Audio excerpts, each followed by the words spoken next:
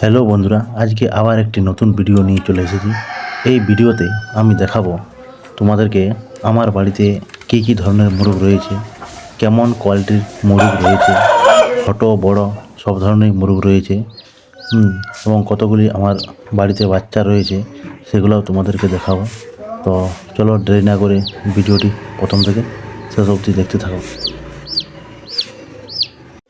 এই মেল মুরগটি বর্তমানে আমার কাছে বিডার হিসেবে রয়েছে।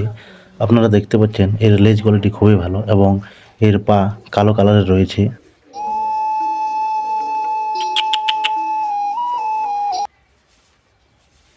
এই লাল মুরগটি সেকেন্ড বিডার হিসাবে আমার বাড়িতে বর্তমানে রয়েছে। দেখতে পাচ্ছ এই খুবই অ্যাগ্রেসিভ মুরগ, লড়াইয়ের খুবই উপযুক্ত, প্রচণ্ড রাগ রয়েছে এর মধ্যে এবং এর লেজ কোয়ালিটিও খুব ভালো।